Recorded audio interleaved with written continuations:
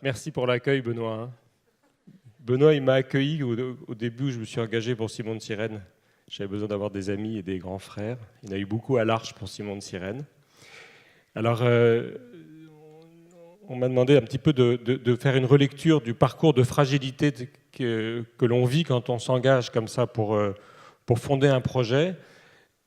Le premier parcours qui résume Simon de Sirène, c'est qu'on est nombreux à Simon de Sirène à être concernés et à avoir reçu un coup de fil. Les coups de fil qu'on reçoit souvent un petit peu tard ou un petit peu tôt, qui sont rarement des bons coups de fil. Et le coup de fil qu'on a reçu à la maison, c'était pour apprendre, il y a un peu plus de 30 ans, l'accident de notre sœur. Et en fait, avant ces coups de fil,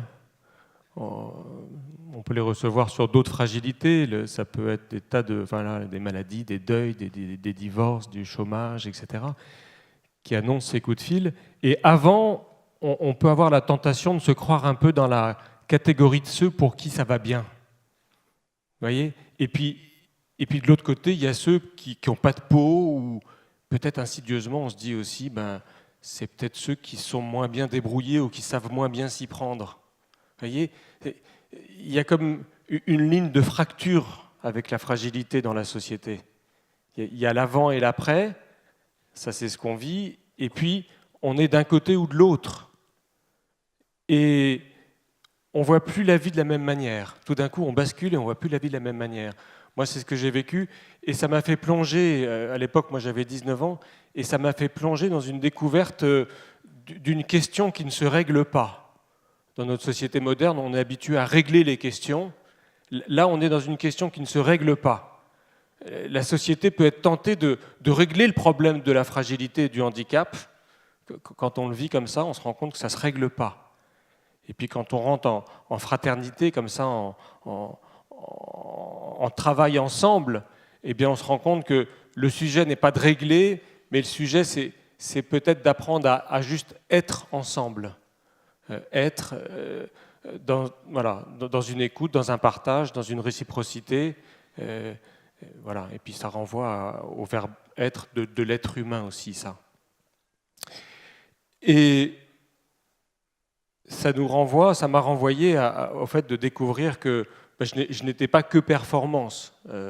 Ma vie professionnelle, une grande première étape, ça a été d'être entrepreneur et de créer une entreprise. Et là, j'étais habitué à être efficace et rentable. Il faut mieux quand on crée une entreprise. Et puis, depuis 11 ans où je me suis engagé pour créer Simon de Sirène, j'ai découvert que j'arrivais à l'opposé presque. C'est-à-dire que Simon de Sirène m'a appris que je ne pouvais pas être efficace et rentable dans cet engagement-là.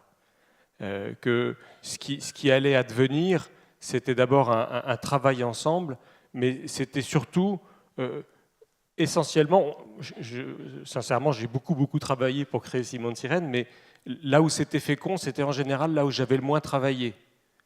Il y avait quelque chose de surprenant, et j'ai pris du temps à comprendre ça, que voilà, ce monde de la fragilité, ce monde du handicap, c'est le monde du temps long, hein, et c'est peut-être le temps qu'il faut pour qu'on soit bien ensemble pour cheminer aussi. Voilà. Et puis, une autre étape qui a été fondamentale et qui est peut-être au cœur de la création des communautés de Simon de Sirène. Hein. Aujourd'hui, on a des groupes qui travaillent dans une douzaine de villes, avec parfois, dans certaines, des communautés avec des maisons où les gens vivent ensemble, d'autres ils sont en train de construire et d'autres y réfléchissent. Et toujours, on revient à une question qui est une question fondamentale par rapport à Simon de Sirène, c'est la question du pourquoi. Cette question du pourquoi, elle vient quand la personne se réveille après 8 mois de coma. Hein. Une bonne partie des gens qui sont à Simon de Sirène, c'est des gens qui ont eu des accidents de voiture, des accidents vasculaires cérébraux. Et quand on se réveille après 8 mois de coma, eh bien, on se réveille et on vient d'un monde où pendant 17 ans ou 40 ans, on a été monsieur et madame tout le monde. On vient d'un monde où on a été habitué à grandir dans cette performance. On a pu être premier de classe ou milieu de classe ou dernier de classe, donc on était plus ou moins bon dans la performance, mais notre référentiel, c'était cette performance. Voilà. Et là, la question lancinante, et celle qui nous met au travail tous les jours, hein, Simone Sirène, c'est pourquoi est-ce qu'on me garde en vie dans une société qui me dit depuis mon enfance que pour que ma vie ait du sens, il faut que je sois performant, rentable, efficace, que je sache, que je paraisse, etc. Et là, on se réveille avec des lésions dans le cerveau, du handicap physique, plus du handicap psychique, plus du handicap cognitif. Et cette question du pourquoi, on ne la règle pas non plus. Vous voyez, on chemine ensemble. Il y a des jours, c'est un pourquoi joyeux, il y a des jours, c'est un pourquoi douloureux, il y a des jours, c'est un pourquoi fatigué, mais on ne la règle pas, cette question du pourquoi. Et en même temps, au cœur de ce pourquoi, moi, une des choses qui me motive fortement après ces 11 ans d'engagement, pour continuer, c'est que je pense que cette question, elle vient interpeller notre société, elle vient interpeller chacun de nous. Si on ne répond pas au pourquoi, alors on ne répond pas à qui est l'homme. Si l'homme n'est que efficacité, rentabilité, performance, il ne faut pas garder dans le coma et réveiller les 40 000 d'entre nous qui, chaque année en France, ont ces accidents graves de la vie. Vous voyez ? Et puis si on va un peu plus loin, il ne faut pas garder non plus ceux qui deviennent fragiles, ou ceux qui sont fragiles durablement à toutes les fragilités. Et là, on voit que les idéologies les plus sombres peuvent triompher. Vous voyez ? Donc, Simone Sirène nous emmène quotidiennement là-dedans. Et là, autre fragilité, c'est qu'encore une fois, il n'y a pas de réponse toute faite. Ça serait confortable. Parce que ce pourquoi, il renvoie à la question fondamentale du qui est l'être humain, qui est l'homme. Et je pense que là, tous en réfléchissant aujourd'hui, tous dans nos engagements, on doit être nombreux à avoir des engagements dans la salle sur ces sujets-là, tous, on est emmenés sur cette question où on est, un peu comme les petits téléphones tout à l'heure, un petit peu des petits bouts de lumière vacillante. Charles Péguy parlait de la flamme vacillante de l'espérance. Je pense que le fait de porter dans nos vases d'argile cette question du pourquoi, cette question du qui est l'être humain, nous amène à allumer cette petite flamme vacillante de l'espérance dans un monde qui est profondément angoissé de ne pas savoir qui est l'homme. Et là, la personne fragile, fragilisée par l'accident en cours de vie à Simone Sirène, les autres formes de fragilité dans les autres associations, eh bien, elle est en première ligne, elle est prophétique. C'est un prophète qui nous éveille, qui nous empêche de nous endormir à dire l'homme doit se conforter à la performance que lui demande la société. Et je vous partage juste 3 petits fioretti pour finir. Le premier, c'était un petit groupe de paroles qu'on avait.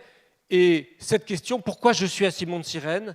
Yves Cédric, qui est dans son fauteuil, courbé, difficile à entendre, à comprendre, a dit, il s'est redressé, et il a dit, ici, je suis un vivant. Et moi, j'ai été bouleversé d'entendre ça.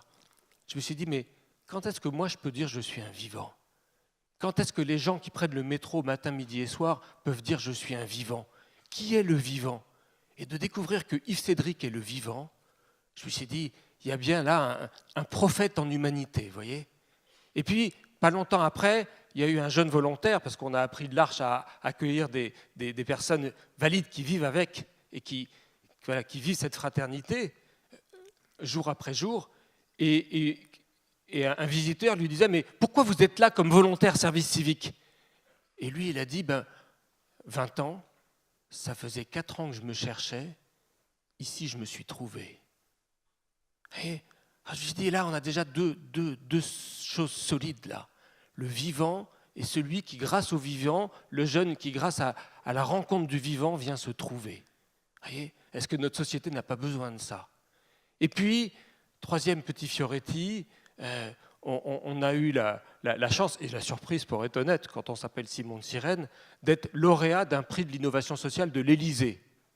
Alors le président de la République me remet le prix, il dit il faut des Simone Sirène partout en France. Bien, monsieur le président, enfin, vous voyez. Et après ça, témoignage de Fabien. À l'Élysée, devant les ministres, les ors et dorures de la République, etc. Et Fabien, absolument tranquille, a donné ce témoignage en disant « Vous savez, moi, mon handicap, c'est que je suis lent. » Alors les ministres étaient un peu saisis comme ça, mais il les a regardés, il a dit « Vous savez, la lenteur, c'est pas toujours un handicap. » Par exemple, quand je mange, je suis lent, mais quand des amis sont là, le repas dure plus longtemps. Et aussi, quand je me balade, je marche lentement, mais quand je suis avec un ami que j'aime, la balade dure plus longtemps.